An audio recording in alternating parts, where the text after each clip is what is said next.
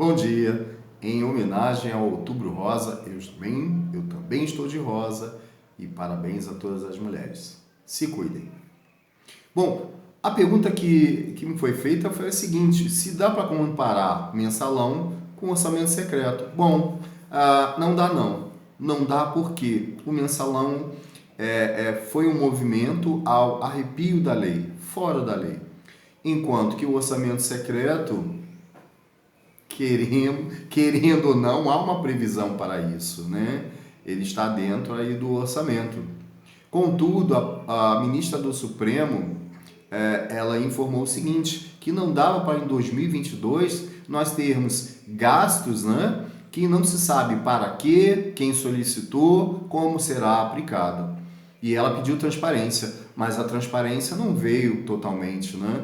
Então a gente tem uma verba que vai para determinado lugar e não se sabe exatamente quem foi o parlamentar que solicitou aquela verba, e aí qualquer pessoa, entidade ou órgão pode fazer esse requerimento. E foi exatamente esse caso agora do escândalo do Maranhão e do Piauí. E aí eu vou pedir para nós voltarmos um pouquinho no tempo. Em 2018, o até então candidato Bolsonaro falou exatamente o que o brasileiro queria ouvir. E o que o brasileiro queria ouvir era um Brasil sem corrupção, um Brasil sem escândalos. Escândalos esses que foram, infelizmente, provocados pelo PT. E aí ele falou que o brasileiro queria ouvir, inclusive que não ia, né, distribuir cargos, que não ia aceitar o Centrão como apoio, né, de toma lá e dá cá, que ia acabar com essa coisa parecida com o do mensalão. Só que, apesar dessa fala do presidente Bolsonaro, isso não aconteceu. Vamos voltar exatamente em 2020. Em 2020, o assessor de um dos filhos do Bolsonaro, do Flávio, foi pego, né, porque estava foragido. Ele foi encontrado dentro da casa do advogado da família do Bolsonaro. Ora, isso levou ao Congresso falar o seguinte: olha, isso é um caso aí de rachadinha envolvendo a família, quiçá, inclusive o presidente. Isso é caso de impeachment. E o atual presidente Bolsonaro, teve que engolir isso. Engolir o quê? Ele teve que engolir o Congresso fazendo uma chantagem. Olha, se você não der o que a gente quer, que é liberação de verba, a gente vai aí provocar o seu impeachment. E foi isso que aconteceu. E embora o presidente diga que vetou, embora o presidente diga que não está de acordo, isso não é verdade. Por quê? O presidente Bolsonaro, ele está sim alinhado com o orçamento secreto. Lógico, por quê? Senão ele teria sofrido o impeachment exatamente em razão dessa situação que aconteceu em 2020. E aí, a pergunta que me foi feita entre mensalão e orçamento secreto, gente, não tem mais diferença. Não tem mais diferença, porque todo mundo que votou no Bolsonaro acreditou fielmente que isso fosse acabar. Gente, olha só, para 2023 há uma previsão de 19 bilhões, eu vou repetir, 19 bilhões que não se sabe exatamente para onde vai. Para quê? Por quê? E como?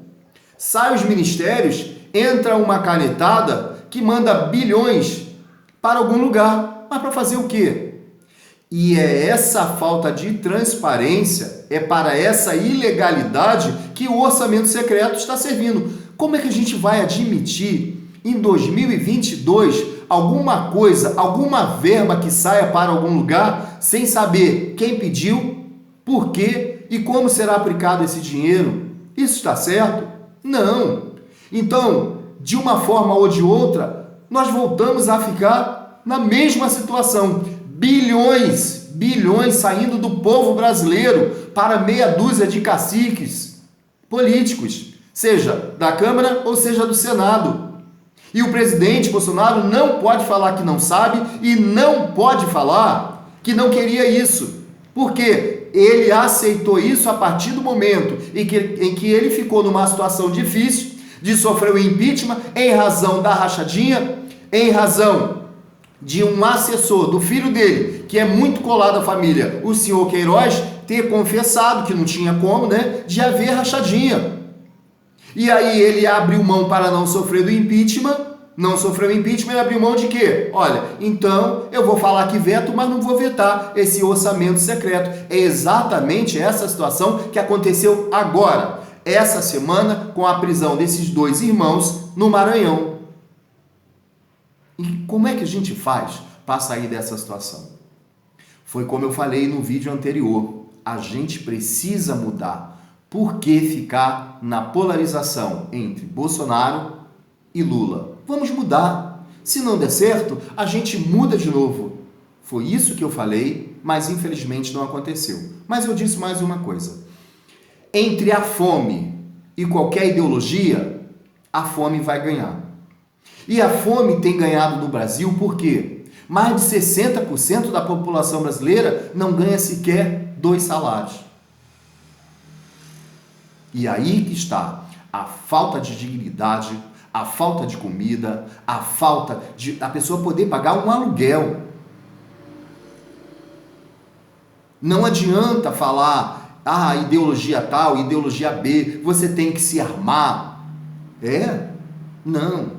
Ninguém tem que se armar. As pessoas têm que ter uma vida digna, com comida, escola, saúde, alimentação, lazer, vestuário, transporte, previdência social, porque é isso que diz a Constituição. O trabalhador deve receber um salário que dê para cobrir exatamente tudo isso. E é por isso que eu disse há um tempo atrás que o salário mínimo do Brasil é sim inconstitucional. E agora você pode saber exatamente por que o orçamento secreto está bombando. Porque o atual presidente, para não sofrer o impeachment, lá, precisamente meados de 2020, ele acabou cedendo ao Congresso Nacional. Tá bom? Espero que tenha entendido. Qualquer dúvida, coloca aqui que a gente faz um comentário, né? Um comentário 2 sobre esse assunto, que é bastante interessante, bastante complexo, mas que a gente tem que voltar um pouquinho para que entendamos por que esse orçamento secreto, que um pouco se assemelha, mas é diferente do mensalão,